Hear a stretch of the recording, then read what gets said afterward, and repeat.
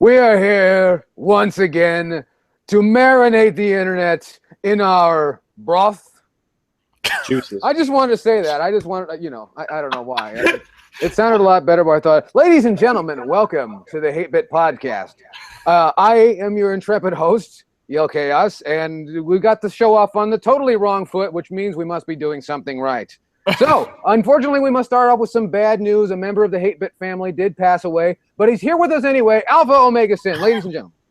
Hi, welcome. I am dead. Not just inside, but on the outside too. If you do see parts of me falling off, do not be alarmed. It's not an optical illusion, but yeah, I'm gonna invest in a Terminator dick, so that'll be something. Right. That'll be great. That'll be great. And then you could marinate the folks with the thing. And over to the other side, all the way from Phoenix, Arizona, the man, Razor Fist. Hello, ladies and gentlemen. I've just been watching the Women's March where all the chicks have armpits like a Jackson Pollock painting. It's fantastic. It's been remarkably entertaining. God fucking speed, folks. Let's get this shit on the road. Absolutely. Welcome to the program. Got to remind everyone this evening that to check us out on the social media. Subscribe to us on YouTube because you have to. You have no choice. You have nothing else to do with your life, so go check it out. Also, check us out on the Facebook, on the Twitter, and on the Instagram and all those other things. You know you want to. And if you have any questions, comments, concerns, correspondence of any kind, please drop us a line at hatebitpodcast@gmail.com. Wasting no time at all, we're going to jump right into the program, which it proves to be a fantastic program. I just know it will. I have this feeling. Mary Tyler Moore died, and I think it was Razor Fist. Right. You think I did it, motherfucker? I think you did it. You ran your fucking mouth about Star Wars, and then you know who. You're probably, and it is kind of creepy because like a week before that, I'm like, who's next? Fucking Princess Leia? I'm not even kidding. That actually happened. Absolutely. It's like whoever is like the lead Undertaker in your part of Arizona is just like, feed me more fucking dead bodies because they get paid by the ounce over at the funeral homes. Make no mistake about that. I don't remember writing a death note. I don't know what the fuck is going on, but but no. Apparently, Mary Tyler Moore has fucking kicked the bucket. I don't know. I actually did not even talk about her or think about her on account of she hasn't done a fucking thing in forever. And good for her. If anything that has ever made her seem like a babyface is she's been fucking gone. I think Hulk Hogan and Ric Flair could learn a lot from Mary Tyler Moore. Ric Flair especially. Jesus Ric Flair especially. Ric Flair looks like fucking Mr. Wizard.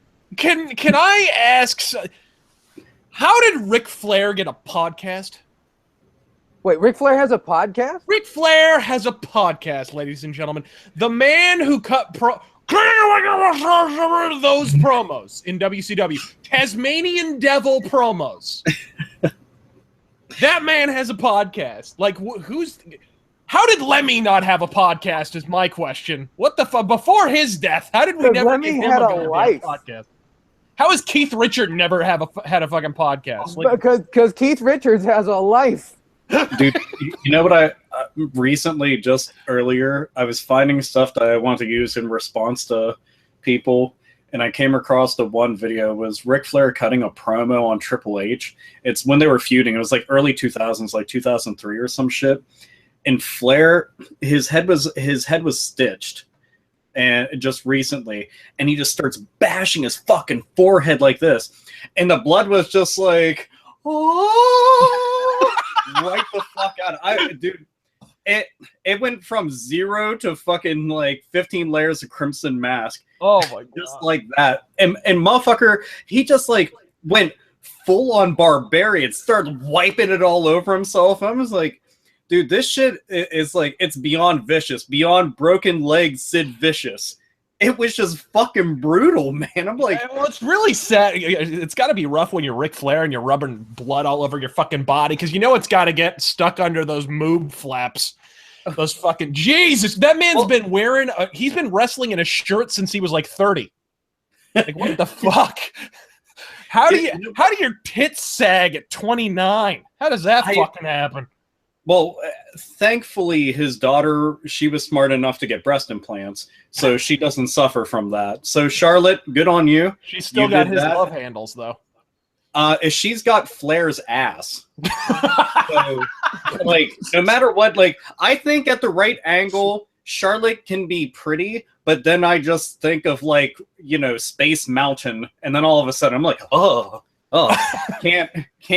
cannot. And then, like, Flair's, and it's worse because she's got the fucking coochie cutter shorts. So it's just like Flair's ass coochie cutters, like back in WCW/NWA days. And I'm just like, well, I'm officially done. Gonna log out here and I'm gonna go. Yeah, you know how the hourglass shape is presupposed to be the ideal of female beauty. Yeah, Charlotte is a straight line, just straight. She's a barber's pole. Like, it's not even. What the fuck, dude? I like a million times over. I'll give her credit. She's like easily the best female wrestler that's around. Like, she's a fucking beast. Like, all of her matches, 5-star quality. She owns up to the Flair name. It's just, I can see why, like, she's definitely not currently married. So yeah, because it's just like banging Ric Flair. Just But if anything, it could be worse. She could be David Flair. So there's that. It could be. It could be. The guy whose entire career did an old man flop. But anyway, let's continue.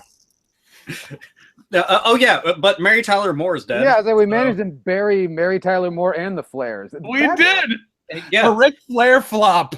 I'm still lost on Ric Flair having a podcast. I mean, because a 40-year career that basically was encapsulated by woo. Well, he has another guy who carries his ass, basically. There's some comedian who's never gone anywhere. It's the guy who was on Roddy Piper's podcast who was so unfunny it killed Piper. That guy. That's fucking awful. It's like one of those jokes that hit you hard enough, you're like, oh, I've got a Charlie horse. Work that one out. So it was not Rob Bartlett. Oh, he was awful. I forget that guy's name. He is so fucking obnoxious. They went on. I remember when Warrior died. Him and Roddy glorious day. Him and Roddy Piper and Jim Duggan went off for like 45 minutes on what a cunt Ultimate Warrior was. Like, just went off. This man's like, his body's not cold yet. They're going off. You can look this up on fucking YouTube. It's hilarious. Holy Christ, dude. Well, you know what? The main thing that I would like to see from Flair is like a three Blu-ray box set of all of his stories on the road. Complete with other people filling in the gaps, because I'm sure that after you do that much coke, you're gonna forget a lot of shit. You take that many bumps, let alone you're just bashing your fucking head in during something. Never mind breaking your back in a fucking airplane accident and then fucking wrestling like the same night or something. Yeah, it's just a spine. It's just a spine, no big deal. Are you kidding? That man is held together by hopes and dreams. Like, at this point, Jesus fucking Christ. Hold up, let's backtrack. By rhinestones and woo. That is all. He's held together by Triple H's fucking duct tape. That's all right now. Hopes and fucking dreams. Those things were dashed during the first how many fucking divorces he's had? I don't know. First 4 bankruptcies. Yeah. Like I think it's just like a wafer thin layer of spray tan. That's just like, look, how many mortgages can you take on hopes and dreams? Ask Flair. That's not a spray tan. That's an exoskeleton. It is. It's a carapace. But dude, it's probably powered by his 2 WWE Hall of Fame rings that are where his nipples are. It has to be. He probably has 3 now. I bet you he's the guy who bought Sonny's Hall of Fame ring. I bet you. He just had to be. He couldn't help but be the belle of the ball in the women's division too. I guarantee there was an additional eBay auction that if you were lucky, you got to play like a claw game and fish it out of her fucking twat. Because that bitch is always hard up for just doing whatever regular fucked up like porn shit. Well past her due date, by the way. But to be honest, wait, in pornography there are no due dates. Ooh. Hey, I was just getting to that. I said, but to be honest, just to be like, hey, what were you doing today? Smashing Sunny. I do it. I mean, why not? It's something to say. I'm It's sure. kind of like going for a jog around the neighborhood. Everybody's done it, but it's good for you. You know what? Maybe I could. I'm sure that's where Jimmy Hart lives. Is somewhere deep inside of Sunny. It makes a lot of sense. You never see that motherfucker around. I just assume he's in that pink house. Man, Jimmy Hart is one. Before we move on to a topic that's actually relevant, fucking Jimmy Hart never gets credit. He wrote like all the fucking WCW music, like all the fucking entrance themes and shit. The Booker T theme that kicks so much ass. It's Jimmy Hart, motherfucker. He wrote that shit. Fist, I love you, but for every one good WCW theme, there's like 20 bad ones. Absolutely. Fucking horrible. There was Goldberg, motherfucker. Okay, look, I like Arn Anderson's theme music. That was really badass. But then you have there's also like the Natural Dustin Rhodes song. Dude, he did that one too. I'll admit there was good ones, but a lot of times, all their not mid-carders and not jobbers. I can't say lower mid-carders. Purgatory. So all the Purgatory talent that they brought out. Glacier. no, Glacier gets his own category. Absolutely. It's terrible. By the way, so right now it's just like, so let's talk about Mary Tyler Moore's death. How about we talk about the death of plenty of other things, right? We can do that. We can kill lots of things. Yeah. Dude, what the fuck happened to him after WCW? Who? Anybody know? Glacier? Yeah. I think he went back to the bad fucking idea factory. I think is what happened. Him and you know what sucks is power plant.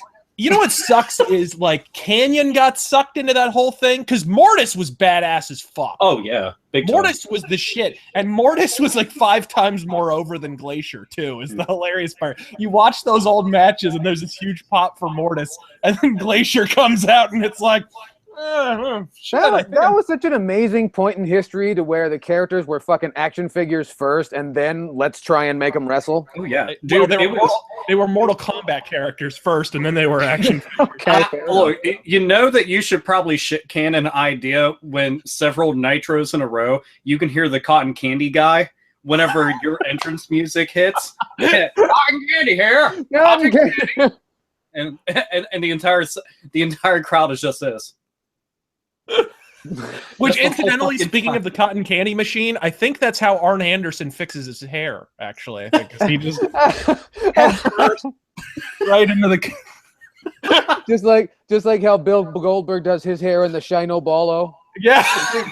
Dude, can you imagine Arn Anderson 4 fingers up and he's got one of those little sticks that they use and he's just going like this the whole time? Like how the fuck did we get on this? Continuing on. But you know what? I don't care. This is fucking awesome. By the way, I'm just gonna say this because I'm a dick. I didn't like Mary Tyler Moore's TV show. I didn't find that shit funny. Yeah, fuck her. Put on blast from beyond the grave. Jesus. Right? Indeed, but but after she would throw that fucking hat in the air, Alpha would be the asshole who would come along and just swat that shit down. But you know what? Shit. You know what though? I would be like a defenseman. Just get that shit out of here.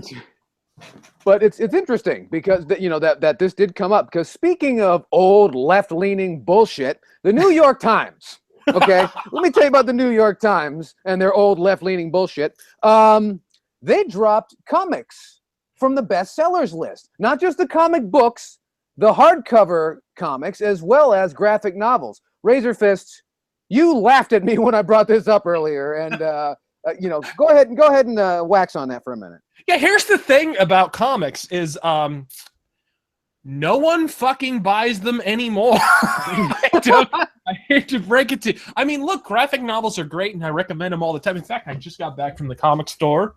I picked up a graphic novel, true crime graphic novel about the Green River Killer, which is supposed to be really good. But fucking, they're great, but they don't really sell that much anymore. People steal their shit now. You know, they download it or they look up. I mean, fuck, you got apps on your phone now that are fucking comic book viewers. All you got to do is download that shit. I mean, purchase it. Purchase legally using licensed DRM. Yes. From a licensed retailer, ladies and gentlemen. But yeah, this is frankly a long time coming because like I did this on Twitter recently. I compared the sales numbers. Everyone knows the comic industry was in the shits in like 97, right? That's probably like up until now, that's been considered like the lowest point because it was right after around 94, 95, after the big fucking boom in the early 90s, comic industry just hit a iceberg, right? Just totally took on water.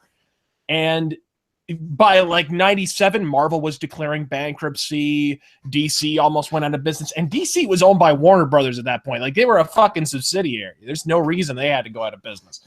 But they almost did. So it was really bad. I compared the two sales numbers, 97 and 2017, and it was like scary as shit. 97, they had like 5 different titles that were above 600,000 units sold. Nowadays, there's 1. And everything else is like way below that in terms of sales. It 2017, man. So yeah, not so fucking good. Well, now a question I have, and here's something that I've noticed: a lot of discussion in the last few years, and I think this is ridiculous.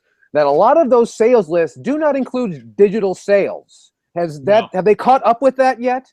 Well, here's the problem: Marvel and DC have barely jumped on digital in the last like 4 years. And it's good. Look, I like the Marvel service. I'm blanking on exactly what it's called right now, but they do this great thing where, I grabbed the new Daredevil. In this comic will be a fucking code. You just peel off a sticker, and there's a code for downloading the goddamn comic, and I can't find it right now. But there you go. There's like a little sticker right there. You peel that shit off, and there's a code underneath, and you can just download the digital version. So it's kind of like DVDs or Blu-rays, where you get the digital copy in addition to the hard copy, which is, I think that's smart. I think Marvel's way ahead of the game in terms of digital. DC's a bit behind, though. They did not adapt properly at all. Well, I can say honestly that I've used both of their apps for viewing comics in mobile, and I'm not impressed by either. Yeah, I haven't used them mobile. I've only used it through the website. But it's interesting. They have the right idea. They're kind of going with a good old games motto. You know how when you sign up for goodoldgames.com, you get a few free games? Mm-hmm. Same idea. Marvel, you sign up for their service, and boom, you get a bunch of free shit.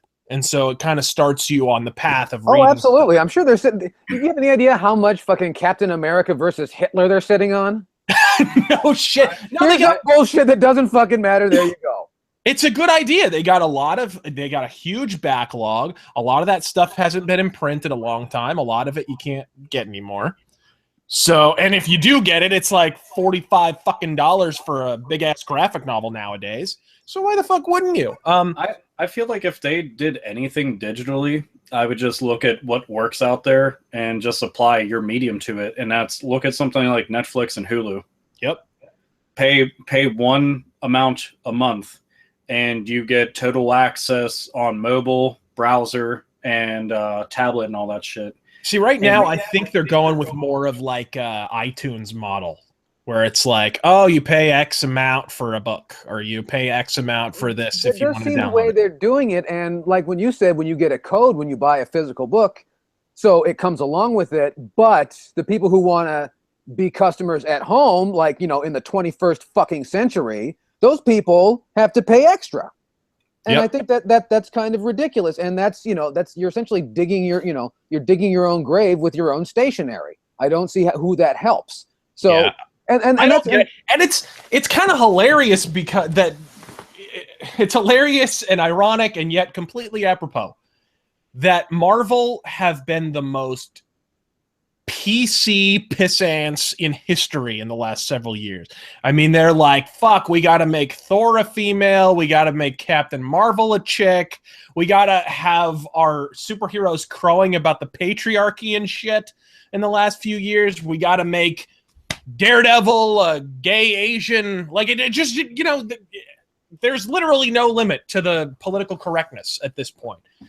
So clearly they are attempting to market to the New York Times bestseller crowd. You know what I mean? Apparently so. This is who they're aiming their product at, and their target demo just said, fuck it. Fuck the comic category. Go ahead and blow me. They're getting their just desserts in a lot of ways. Dude, it's weird because superhero movies have done extraordinarily well. Yeah. And you see the merchandise everywhere. You see people talking about it. You see the sales figures for it. Even bad movies do pretty fucking well. And then when you ask most of those moviegoers and those fans, hey, do you read the comics? No. Oh, well, you seem like a diehard fan. You've got statues, you've got busts, you've got action figures, you've got clothing of every single kind. You've got stickers all over the place in your house. You got posters, you got bumper stickers, you got all this shit. You went out and bought an entire series of pop figures of every color variant just for shits and giggles, but you don't read the comics. Okay. And that shit's always confusing to me because upstairs I have an insane graphic novel collection, mainly of Batman because that's my favorite, but quite a few other things. Like I got Punisher, I got Daredevil, I got tons of Nightwing and shit. But I'm reading it, and I even diehard fans, I have trouble convincing, hey, go buy a book. Amazon sells the shit for cheap. Still can't convince people to go and pick up a book for like $17. Yeah, no, I mean, if I could tell you about when I worked in a comic shop and the fucking V for Vendetta movie came out, and everyone went out and grabbed that graphic novel, but they didn't buy fuck all else, man. Or if same shit happened when Watchmen came out, right? Oh, I'll buy that fucking graphic novel, but it doesn't translate into anything else. It's not like they're even buying any other Alan Moore stories. Like, in my opinion, the best adaptation of an Alan Moore comic is probably From Hell. Like the Johnny Depp movie is really fucking pretty good movie. Good, like murder mystery, whatever. And they kind of fucked it up, but compared to the Watchmen. Uh-oh. Okay. Wait. Oh shit. There you are. You're good. You're good. Okay, are we still live? We're still live. It was kind of awesome because you left and joined at the same exact time. It was yes. Did we mention this is being brought to you by Google Hangouts? Yes, we've been having fun Google Hangouts issues all day, by the way. Yeah. But anyway. Okay, so working in the comic book store, you just seen that a lot of people were just buying whatever everybody was talking about, but there was never any additional sales going with them. Yeah, you have any idea how many fucking Watchmen graphic novels we sold when that movie came out? But like, they didn't grab anything else. They didn't. Alan Moore. Even other Alan Moore books were not selling. Alan Moore at that time had his entire fucking America's Best comic line. The entire fucking thing. Nobody bought a fucking thing from it. Not a single one. It's... people will buy whatever they're told to buy, frankly, at this point. It's at most you'll sell the biggest shit. If it's popular and everybody's talking about it, that's what ends up happening. And that's why I usually try to tell folks, hey, just so you know, most of the shit that you've seen in movies is fucking rubbish compared to the books. Yeah. I mean, the books are just a lot better. It's just how it is. Comics have an advantage over movies in certain ways. Movies have an advantage over comics too. I think Frank Miller talked about this. Frank Miller's dead on about this. Whatever you think about Frank Miller, he said, movies can control pace more. Like they can slow down the viewer. They can take extra time. They can whatever. With comics, you're just boom, boom, boom, boom, boom. Because you gotta, in order to get a reader to slow down, you gotta be really smart. You gotta spread it over several. Yeah, it doesn't really work as well in comics, but comics have their own advantages at the same time. You can do storytelling devices in comics that movies can never do. So there's, to a certain extent, you can never really have a direct film adaptation that's just dead on. The two mediums are undoubtedly related. That's why, storyboards for films are basically comics. But it's not the same fucking thing. And you are missing something if you don't read both. Like the closest, probably most direct comic book adaptation, like panel for panel, is what? Sin City, right? Looks exactly like the comic. You read the fucking comic, it's just there on the screen. That's just it. It's panel for panel, shot for shot, dialogue for dialogue. But even then, it's still not the same. Yeah, and it's still not the same. You're still missing something. Mm-hmm. You gotta pick up some of this stuff and give it a fucking whirl, guys. Well, and the other thing is, comics, I think, are in print form are lucky to still be around because they come out of a tradition of entertainment during the Great Depression. That's when comics got really hot, and that's the one thing kids had. Now we live in a society, at least the way that media is presented, where everything is now, right now. You can have it right now, and people don't want to read; they want it told to them. And at the same time, though, it's not like, and there's always this discussion about which is better, the book or the movie. Both of them are being treated as billboards. Yep. They're not really trying to tell you a story. They want you to give them money and advertise whomever, Daredevil or whoever. And the comic books are treated the same way. So when you see that numbers go down at the box office, as well as being down on the comic book side of it, meanwhile, it's the same hero since we were kids, it goes to show it's a matter of execution. So to simply blame this on comics being an old idea, I think is ridiculous. When you see that these fucking trashy romance novels still sell as well as they ever did. I've seen a lot of the complaints that I come across whenever I ask people, why aren't you reading? One obviously is money, because getting into comic books can be kind of expensive. Oh, indeed, absolutely. But that's why I stick with graphic novels, because they're cheaper. Mm-hmm. Yeah. And but you gotta wait. And you usually get special features too. Oh yeah, you'll get interviews.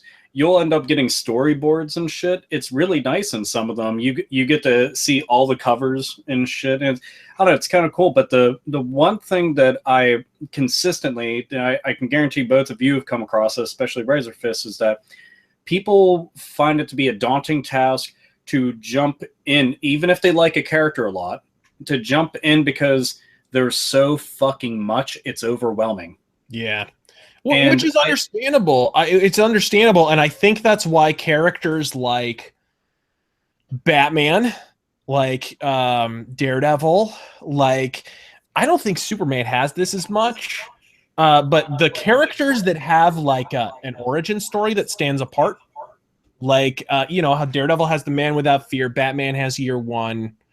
They've all got kind of their definitive moment where it's just read this and you're good. Just read that and you're good.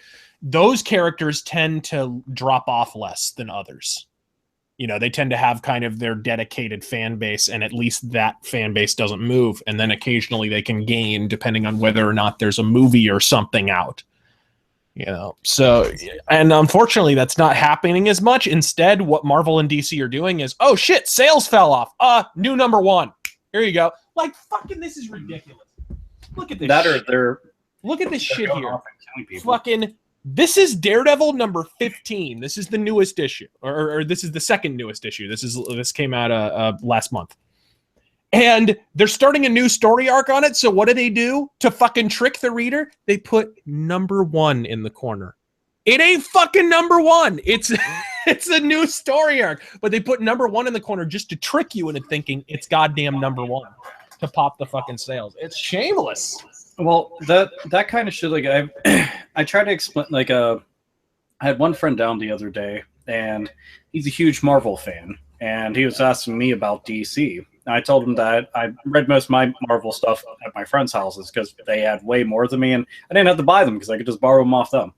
Yeah. So he was asking me, hey, what DC shit should I get? So I was sitting there explaining to him, and many of the books that I was telling him about, it's like Batman the Black Mirror. Yeah. That's quite a few issues. It's all one story, one book. Now you're done. Batman the Long Halloween, big fucking story. One book, boom, you're done. Self-contained fucking stories. Yeah, big old bass. There it is. Yeah. You're okay. Batman Year One, when you brought it up. One of the best origin story tellers, despite the fact that we know Batman's origin you know, that shit's been told a million times, but year one did it in a way that was just like super fucking awesome.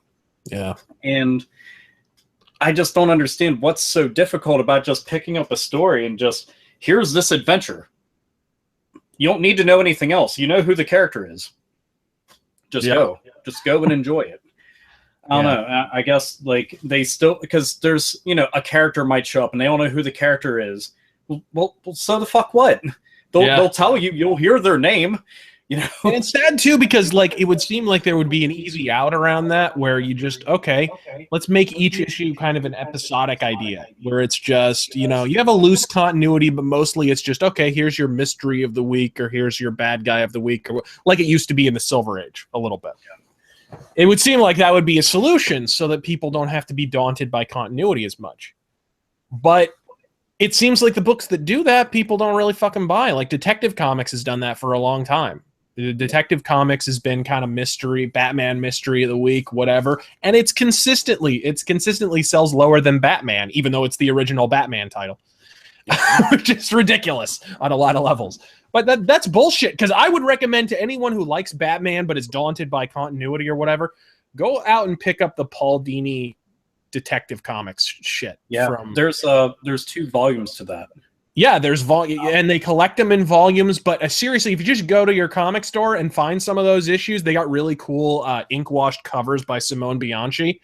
Those fucking, just grab any one of those issues. You can grab it by itself. Each one is completely self-contained. There's no continuity within it. It's just, here's your mystery of the week. It's like these are like lost episodes of Batman the Animated Series.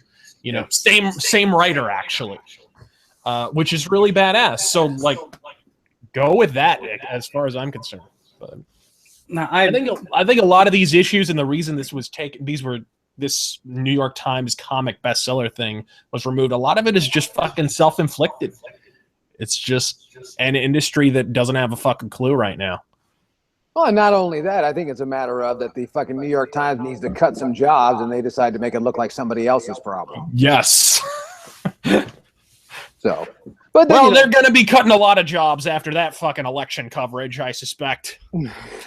Jesus Christ. Hey. If you remember the election of 2000, and if you got anything to say about MSNBC, it's clearly that's not the case. So let's not go, jumping into anything. But speaking of dying technology, Alpha Omegason got a Wii U kiosk. I did. And you got, where did you get it from? We're going to talk about this for a second. GameSlop. GameSlop. Which one? There's one, it's like not even a 5-minute drive from me, and it's up in an area, basically East Kabumfuck, nobody goes there. There's barely anything up in that area, and that's why I like it, because nobody's really just hounding that area. And I've been friends with the dude up there who works there, and he's the assistant manager. And I asked him back in like early November, I said, with the Switch coming out, has anybody claimed the Wii U kiosk? Because I know that Nintendo reps pretty much, they just claim the systems and sometimes the monitors, and then they split. And he said, no, nobody's claimed it. I was like, I'd like to go and put my name in on it. He got back to me a couple of days ago and was like, hey, come and get the Wii U kiosk. I was like, awesome. Badass.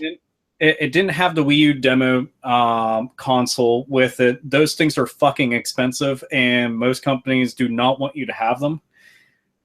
As describing to the guys earlier, on the back of it had all these extra inputs. If you ever Google search like what they look like, you'll see all sorts of inputs that are not on there, not even on most consoles. So I don't know what the fuck most of them were for, but they were there.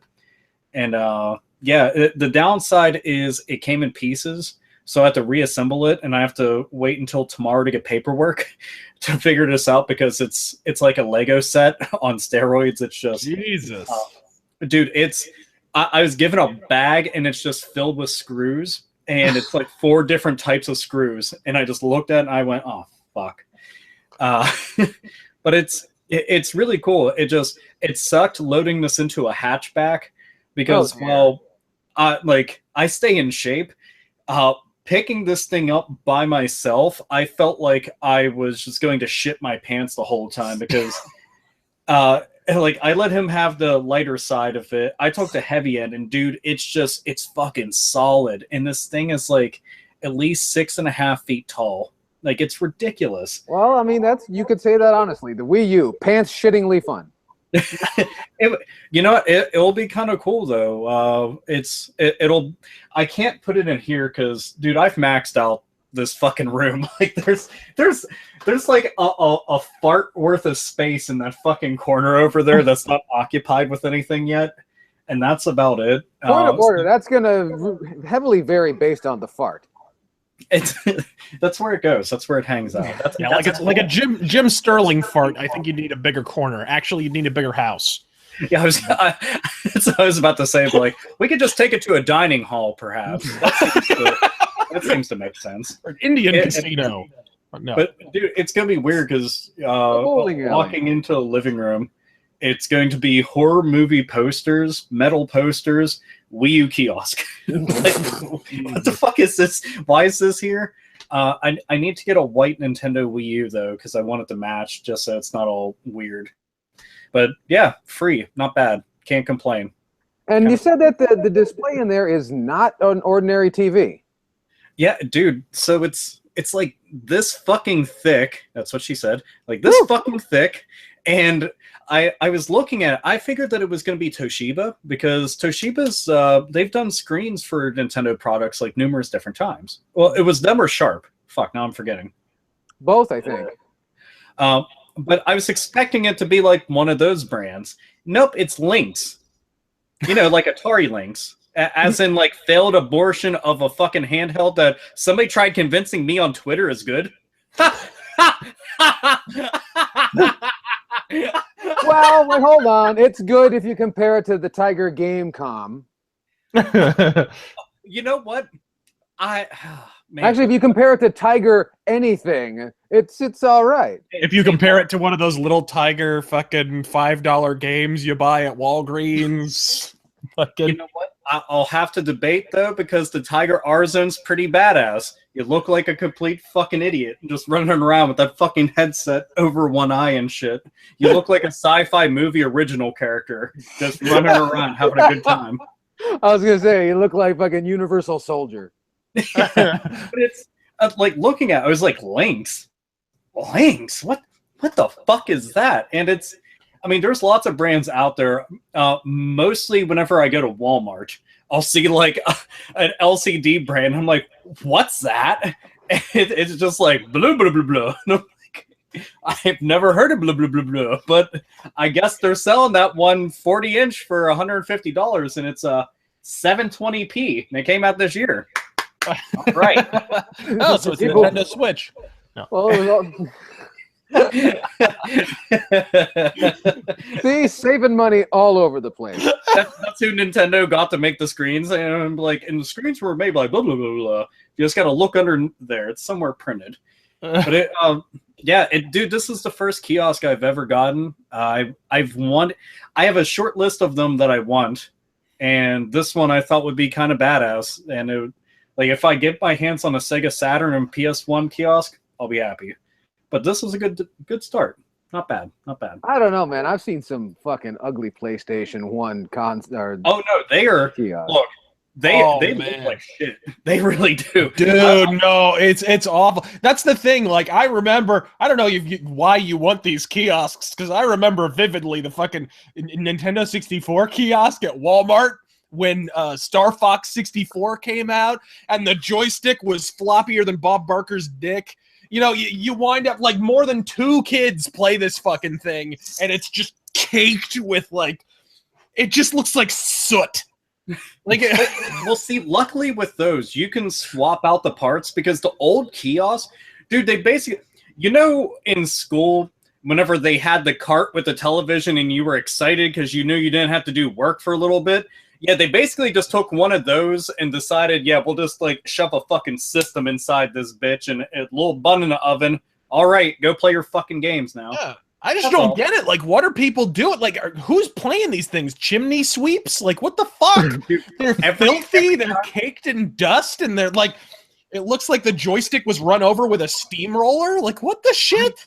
I want to know how within like at least the first week or so of a system coming out that they managed to not rub or just work off, gnaw the fucking rubber off of the analog sticks. Like you can see their tiny little fucking cat-like teeth marks all over it. I'm like, what? I always hated seeing parents with their kids on leashes because I was like, what the fuck is that? But sometimes I feel like maybe a muzzle is okay. That's the happy gray area that we can go to, because if they're gnawing on systems, fucking stop. Jesus fuck, man. Oh. Alpha Omega Sin versus the Rabbit people. But enough about Kevin Dunn.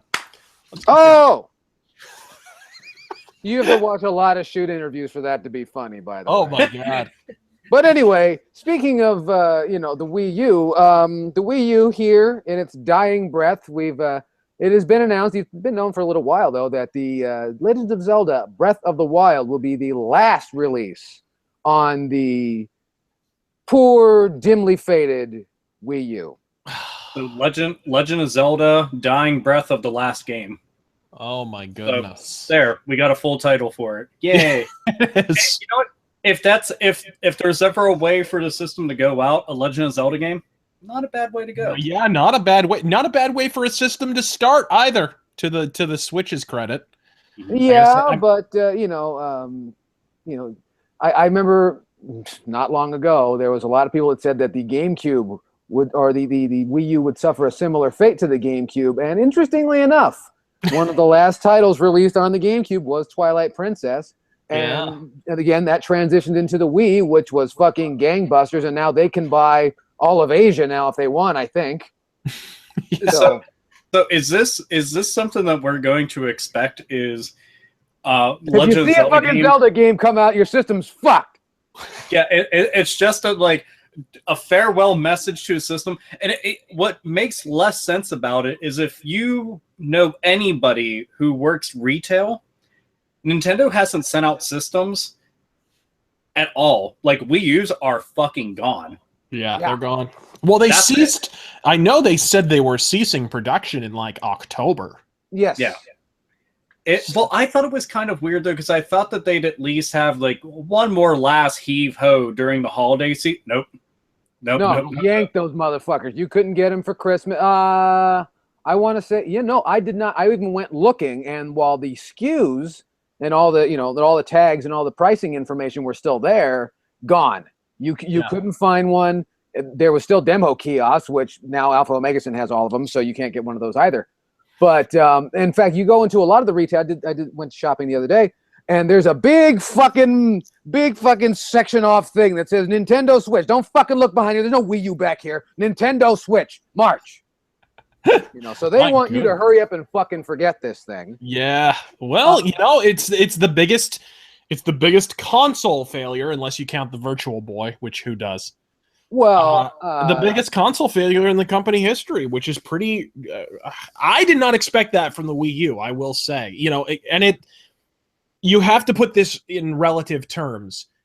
In terms of softwares, if you factor in software sales, which is where you make your bottom line, it probably wasn't as much of a failure as the GameCube. Because GameCube, definitely not. GameCube did not sell as much software. Sold slightly more consoles, only slightly. Mm-hmm. But in terms of games, the Wii U did just fucking fine, ladies and gentlemen. Just fine. Yeah, and that's the thing. That's one thing that the Wii U had in distinction over the PlayStation 4 and Xbox One, because the PlayStation 4, I think we brought this up on the show before, the PlayStation 4 and Xbox One have yet to show any major sellers on either system that would rival some of the sales on the Wii U. The Wii U had some great selling software. The closest is on PS4. So the best-selling title on Wii U, and the last time they cataloged this was like a year ago, but the best-selling title is Mario Kart 8 at 8 million units, and it's probably higher than that now. The best-selling title on PS4 is Uncharted 4, which is 8.1 million or something. It's about the same. It's 8 million. But and again, how many PS4s are out there? Something like 30 million? Yeah, and it was packaged with the PS4. It was part of the package deal. Yeah, so a lot of that is because of the bundle. And here's the really telling statistic, though. There's like 5 or 6 games on the Wii U bestseller that are 5 million units or higher, which is a lot. 5 or 6 on the PS4, and I don't know, the Xbox One's probably even lower than this. On the PS4, the second highest selling game is like 2 million units, like 2. So it gets cut in half right off the, or actually it gets carved into a quarter of what Uncharted sales are, that's pretty fucking insane. From that point on, it's like, Killzone Shadowfall is like the second best selling game on the PS4 at 2 million. After that, it's all 2 million or less. The fact that it's that Killzone, which is a fucking shame. Yeah. Because, look, I'll admit, Killzone 1 I thought was a fucking heaping pile. Killzone 2, I was like, hey, that's pretty competent. 3 is actually a pretty fucking fun game. Yeah. It avoided a lot of the traditional bullshit that was happening at the time, and I was like, nice. So I was looking forward to this one because I thought I'd be picking up. No. Oh, no. There's a whole lot of no. We're not talking about knack levels of no. I expected more. So. When your killer feature, your brand new innovative element is color, I think you might have an issue. Just a thought, you know. Hey, you can't sit there and say it's a totally bad thing. Oh, I forgot you're appearing on surveillance tape, so you can't really have comments about that. This is true. But you promised me we'd never talk about knack ever again. You lied. This is true. I mean, knack should just be a reminder that there's just some things maybe you just shouldn't release. He's so ill now. He just wants to make the entire audience feel bad. That's what's going on here. I like right now, 8-bit audience, I'm sick. And I feel like shit. So if I talk about knack enough, maybe all of you will catch what I caught, and you can suffer along with me. Yes, you too can have the St. Petersburg plague for only $19.95. But it comes with that IQ lowering, so don't worry. That's a thing. So with the Wii U pretty much like on its way out, I mean, how do you think the system's going to be fucking remembered? Like, truthfully. I honestly believe that, and I feel this way about the Wii, both of the Wiis, the Wii and the Wii U, because unfortunately now they're kind of doomed to be that strange period in Nintendo history. I think they're going to both be very much appreciated many years from now. Eventually people will be able to overlook that there's a lot of trash available on the system, but any system is going to have a certain amount of trash because, let's face it, if this is people, at least a good chunk of it is a bunch of shitty people, and those people also happen to be software developers. That's just the way things go. Yeah. I really think that it's going to be looked at as much like the Atari 5200. Don't get ahead of me.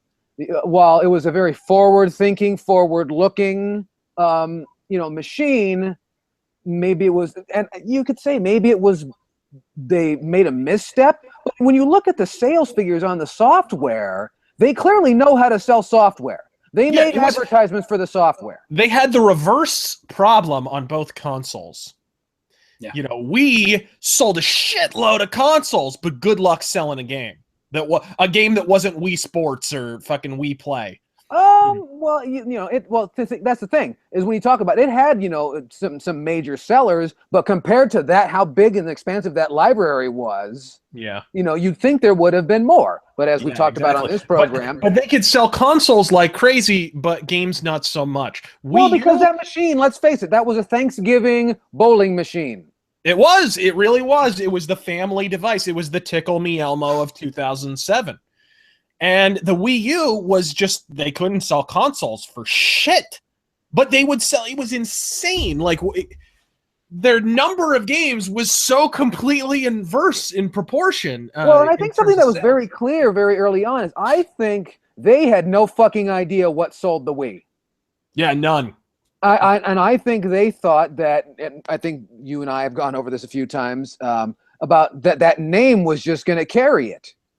And because that's all they really had, all they knew is that we would like to play, and they just went from there. And how can you argue with that when you sell 100 million something without even trying? Yeah, and ironically, that's probably what hurt them too. People thought it was an expansion for the Wii, or it was just a tablet peripheral, or it was whatever the fuck. In the end, if they had just gone with a new name, it probably would have done. If they would have just called it Wii 2. People could have figured that out. Exactly. I don't understand. I still don't understand you being appended to the end of the fucking title. You know, and people still have issues with the Wii name, for Christ's sake. Let's be honest. There are still people who are like, it should have been called the Nintendo Revolution. You know what I mean? Still in 2017. So yeah, like, but you know, those people have lots and lots of time on their hands, and they're usually sick. So you know. It's with the Wii U, it's weird because I completely agree that I feel that it's going to mirror the GameCube, that yes. It's made fun of right now. It will be appreciated later. And those games will be really expensive in 5 to 7 years. Oh, yes, I mean, it will. It's definitely going to be a collector. So I have a lot of fucking friends who are into collecting, and many of which are trying to get complete libraries because the library is so small. And I get the games that I want, and then I'm done. Yeah, don't get that whole that library. That library kind of stinks if you really look at a lot of some of the stuff that's in there. I mean, if we are going, I won't actually say that it stinks because we came off of the Nintendo Wii's library, which was filled with garbage and good games stuck in the mire. Mm-hmm. And it was a fucking shame. I've told people time and again, like, no, the Nintendo Wii had a great catalog of games. You just couldn't find them. And they always were like, oh, what, like Mario Galaxy? I'm like, no, not like, that's the fucking problem. You think of the biggest name and you think that's the only fucking thing, and it shows you didn't fucking look at all. Yeah, you know, it sucks. You'd get a game like Tatsunoko versus Capcom out of nowhere, and then gone. Good luck finding it in the fucking store. Go to a game store now. You will not find a copy of this fucking game. I'm telling you. I remember when that game came out, the video game store that I worked at got one copy. That was the only copy we ever fucking got. I want you to know that's one more copy than all of the NES classics in Southern California. Well, there's like on Nintendo Wii, I was always trying to tell people like different games, obscure titles. I like obscure shit, and that's the Wii had a lot of that. And I was like, hey, for example, you ever check out Trauma Team? And they're like, what's that? I'm like, Trauma Center on Nintendo DS. Well, what's that? I'm like, well, fuck. You know the company Atlas? And they're like, no. I'm like, all right, well, you're a fucking doctor, and you're just cutting motherfuckers open, and every so often you have to like. You have to go and stop a bomb, so you get to use your surgical skills on the bomb. It's ridiculous and very Japanese, but it was a very fun game. Trauma Team took the whole premise of it and made it 4-player optional. And I was like, dude, this is fucking cool. And just seeing all the shit and 4 people trying to do surgery and shit, it's a lot of fun. But you'd have no fucking idea because 90% of the people that bought it just bought it for Wii Sports and Wii Fit. Yeah, it's a shame. It was. You'd be surprised at the number of more hardcore experiences that you could have on the original Nintendo Wii. Yeah. You know, the fucking Silent Hill Shattered Memories, one of the better horror games from that generation, because they used the controller, they used the little speaker on the fucking controller with the radio static, and they used the motion controls. Yeah, there was a lot of dumb waggle and shit and whatever. And the game has its issues. I'm not saying it doesn't. But as far as a game that actually used the motion control and actually used the unique applications of the Wii mode and the Wii itself, Shattered Memories was way the fuck up there. And the PS2 version, you know, and PSP version, I think it was also put on PSP. Those versions pale in comparison to the original Wii U version in terms of graphics and everything the fuck else. But yeah, I mean, I think both of these consoles, I agree. It's going to be more of a collector's thing. The Wii U comes at me hard as one of these. It's going to be like Dreamcast and fucking, you know, one of those consoles people are going to be hunting down on eBay because of, and for one reason alone, the fucking games. You know, there are always going to be people who want all the Star Fox games. Well, even if Star Fox Zero, which I contend was a pretty goddamn good game, a few flaws aside, you know, even if they consider it kind of bad, everyone's going to want all the If Star you Fox. can look me in the face and play Star Fox Assault against Star Fox Zero and have the nerve to defend either one, then you are biased.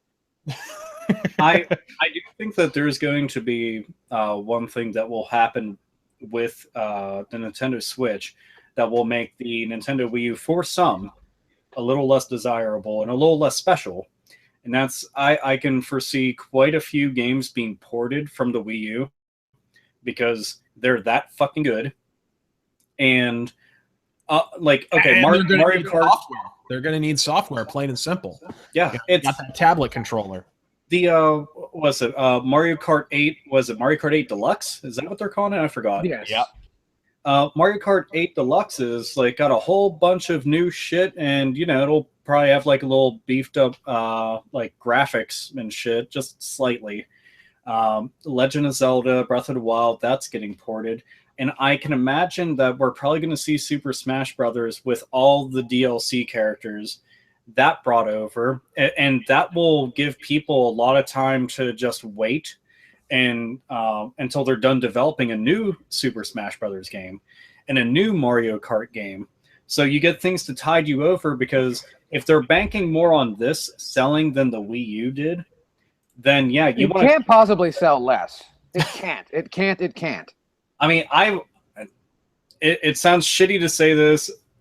I'll never say never, because I've been shocked before. I've got the fucking system pre-ordered, but I'm also aware that Nintendo does stupid shit business-wise.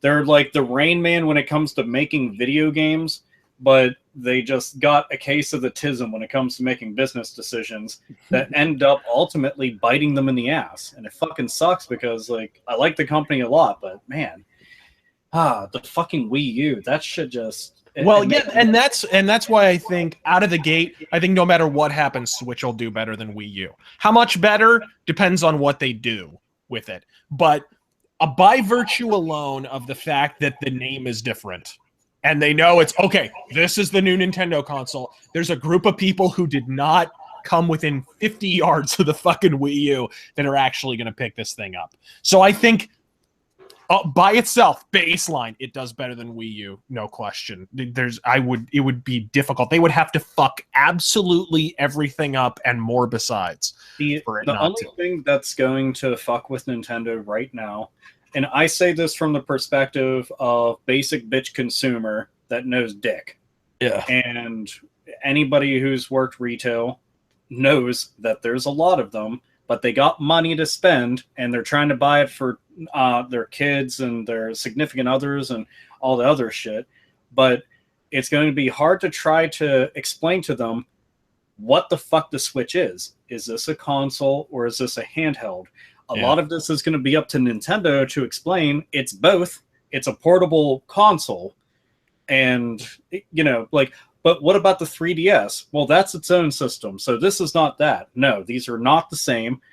And they won't know what the fuck the Wii U is because they've been gone. So that question won't get asked. But it's going to be the biggest hurdle for them is marketing. Nintendo has been a fuck up when it comes to marketing. If they can nail it with this, or even attempt, because that would be nice, attempt, then they'll be fine. All they have to do is tell somebody, anybody. Yeah, right now it's Nintendo has survived so long off of word of mouth. Not that there's anything wrong with that, because it works. Any great business does. But that's not the only thing that you want. Sony, for all their faults and tons of different things that they do business-wise, when it comes to the actual PlayStation brand, they've been on fucking point. Yeah, with regard to the marketing for the last several years, you could even argue, even though the PS3 was a bit of a flop in the beginning, they still had their marketing down. I think they still knew how to sell it. It just wasn't selling. Because you can have all the marketing in the world, but eventually you have to come clean and be like, it's $600, by the way. Yeah, at a certain point. If you live in Australia, I'm sorry that you're selling your car to get a hold of it, but. But with this, it really is. It boils down to marketing. I did get a couple things that were showing that there's going to be a few more games apparently at launch than was initially advertised. I thought that was kind of exciting. The downside to it is when Nintendo has this great, big, huge event, a lot of those games didn't get limelight, but we had a dude come out for Sega to be like, hey, we're making games. Okay, why the fuck did you get flown out there to say that? Why did Suda51 come out to show us a JPEG? Yeah, he was just like, hey, look at Travis Touchdown. He's right there. Except for you're not going to hear, hey, check that. You're going to hear, I'm sort of 51. So, thank you. All right. Hey, it's just nice to see the DJ from Fallout 4 getting work, as far as I'm concerned. Anyway, dude, you want to know what? At this point, just because it's turned into such a joke, I would get that motherfucker on in a commercial. Yes. And Nintendo goes full on Sega and goes after the competition. And when it comes to Microsoft and Sony being advertised, they use that dude to read everything off. And just fucking like is he not like the verbal equivalent of the sign language translator at the Nelson Mandela Memorial? Is he not? He's like telling Maury Wheels to steal third. Like he's fucking what's going on? Anyways, I just like we crack jokes at his expense because he fucking sucked fart. But you know what? Sometimes you can go and turn a failure into something that works. I do think that this is one of those situations that would be great. Also, whoever the fuck had like the squid hat and shit, yeah, have him go and be in commercials. Some of this shit was just so ridiculous and bad. I would just look at all the critics online and be like, you know what? A lot of it was meme worthy. Let's roll with it. Yeah.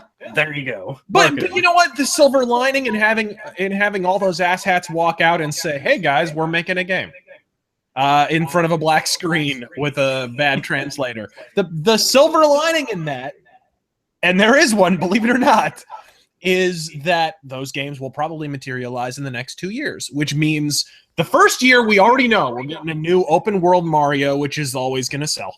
Period. And we're getting a new Zelda at launch, along with a few other games. Admittedly, at launch, it's not as strong, but you got Zelda by itself that's going to sell your console. Look, and then come holiday season, you got Mario. That means the second year, it's not going to be completely barren, which takes care of a big problem the Wii U had right off the bat. We don't know what all they have in store for this year, because if companies are still coming forward and be like, yeah, we're actually bringing games out, and this shit's just like, it keeps rolling out. Yeah. That's impressive. If developers were honest to goodness, like, hey, this is easy as fuck to port to, then that's even better. If Nintendo is being like a lot less restrictive about things, which you can ask a lot of fucking publishers out there, Nintendo is very specific with the way that they do a lot of shit, and that turns motherfuckers off. And just considering the position that they've been put into for past, I don't know how long, I think that they're kind of realizing, yeah, that's not working all that well. And as a little addendum, just an interesting bit of trivia before we move off the Wii U. Apparently, the new president of Nintendo, I forget the guy's name. Kimishima, yeah. Apparently, he predicted off the bat that the Wii U would fail. Like, off the bat, he said at a shareholders meeting, there's no way this console will succeed. So, I don't know if that means he knows a better thing to do, but at least he has enough foresight. He had enough foresight in that instance. Or was he sandbagging through the whole Wii U thing just to prove a point? You might not be wrong in that, but still. That is stranger things have happened in Japanese business. Make no mistake about that. This is true. But you know what I wanted to talk about that we didn't get to talk about real quick is the Wii, and no one's, I know we're kind of backpedaling a little bit, at least I am. No one talks about this. The Wii was the second coming of gallery shooters. On-rail shooters made a major comeback on the Wii. It was a resurgence of light gun games. So much so that Sony went out of their way to spend, I don't know how many millions of dollars to come nowhere close to capturing that lightning in a bottle. But great light gun games on the Nintendo Wii. And I hope that's, seen in the future, because that was definitely missing, in my opinion, from the GameCube. No light gun support. I think that'll happen, especially now that you got your little Joy-Cons with your. I think that's going to stick around. Personally, I think that's what the IR sensors are actually for. Yeah, personally, I think they're going to try and keep aspects of the. I mean, look, that's one of the things the Switch has going for it. They kind of combined all their consoles. In a way, they did. They combined all their successful consoles, anyways, except for the Wii U. They do still have the tablet on there. Yeah, no, all the mistakes are still in there. Believe me, bit rot and everything. It's all still there. Make no mistake about it. Yeah.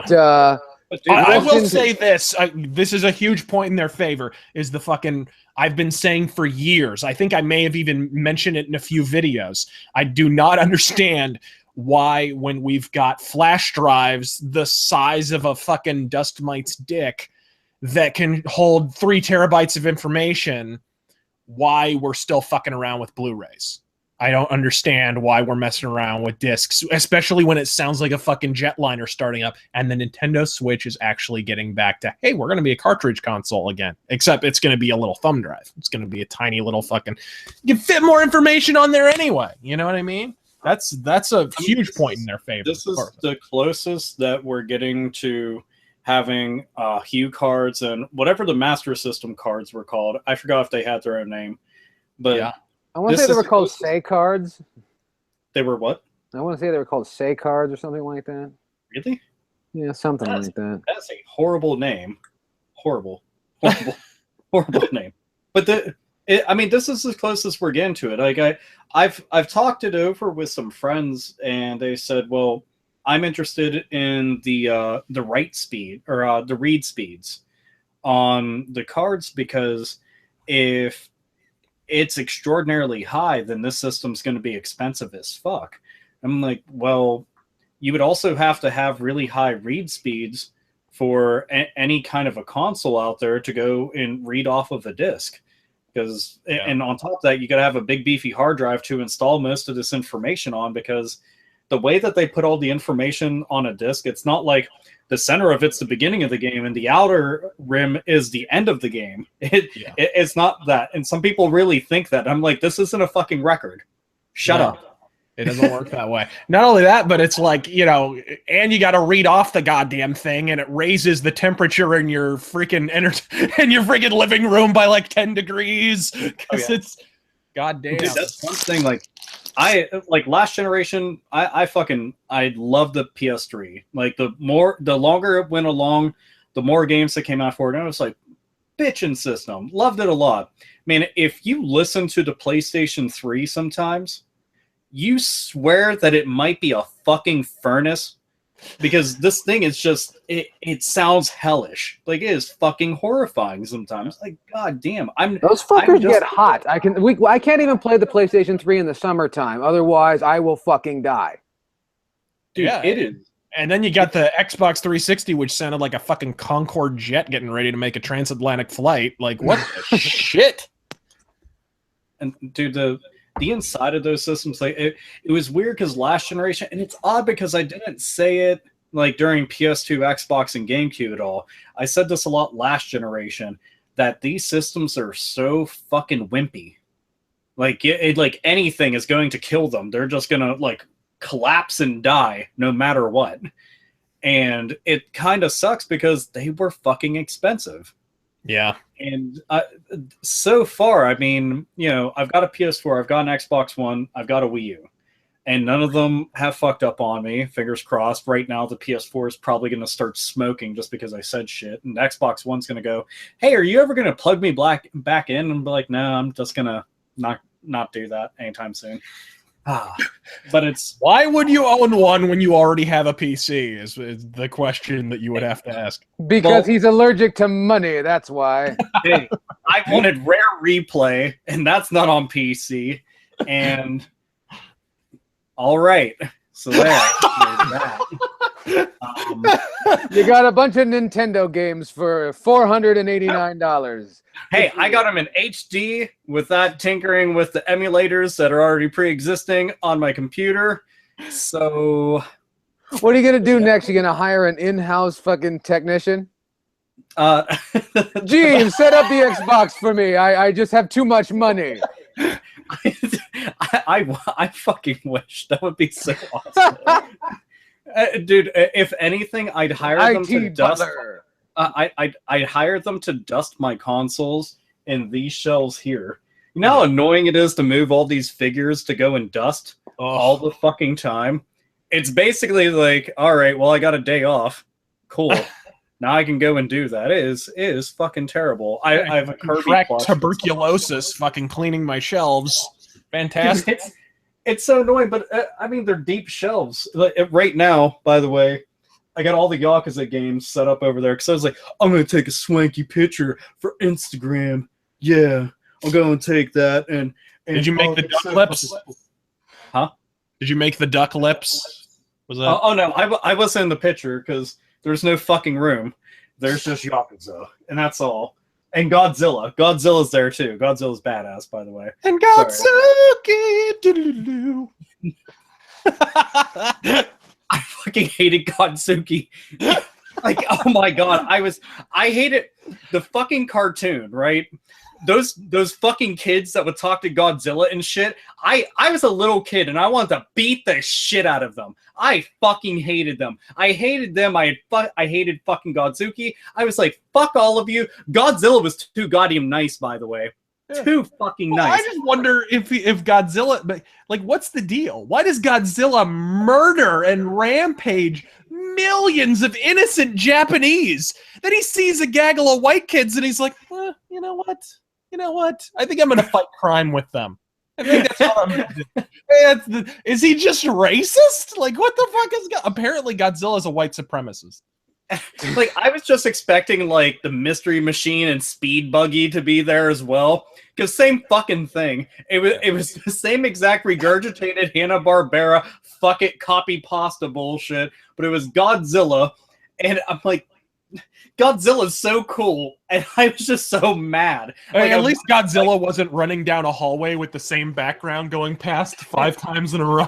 Dude, it's so bad because in those, like, I mean, people have made the joke, but literally it's like whatever was on the TV screen, they didn't even go beyond that. It was just that, and it was just clipping the entire time, over and over, non-fucking stop. And then after a while, they'd forget to, like, color in their hair, so it'd be the same color as their skin. Yeah. And they fuck that up. I'm like, good job. Yeah. It has nothing to do with the Nintendo Wii U, but fuck all of you if you don't like this conversation. Literally, I'll fucking teabag you. Well, actually, this was supposed to be a Yakuza discussion. Oh, yeah, fuck. I'm supposed to... oh, God, I forgot all about that. So I'm supposed to review Yakuza 0, basically. I'm playing Yakuza 0, and it's fucking amazing. There it is over there. Haha, that's how you start off reviews. It's a prequel, which is something that I've been saying since, like, the 3rd installment, that they've needed a prequel. They're always talking about the past, they go into the past. And it's Goro Majima and Kiryu Kazuma. So you got Kazuma and Majima, you run around as them the entire time, and it's set in 1988 Japan. So everything's already fucking awesome. Yep. Now. So it's Black Rain. Dude, it's... You need to see some of this shit because the clothes that they're fucking wearing, I'm like... All of this. It's so fucking good. I think that they could have tried a bit harder with the 80s theme because sometimes it doesn't feel quite as 80s as it should, but it's just nitpicking there.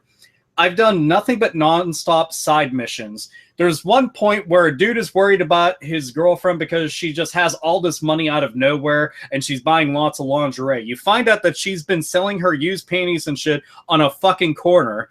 And you go up to her and you're like, bitch, what the fuck are you doing? This is Japan. We have vending machines for that. What the fuck? Yeah.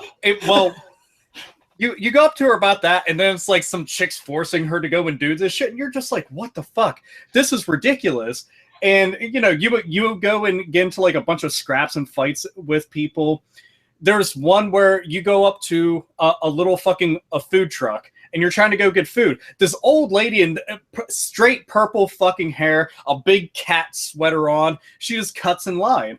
And you're just like, dude, what the fuck? And she turns around and just starts just ripping on you hardcore as fuck.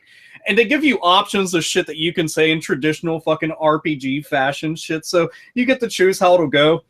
And all of a sudden, like, I picked all the options I knew would be the worst thing to do.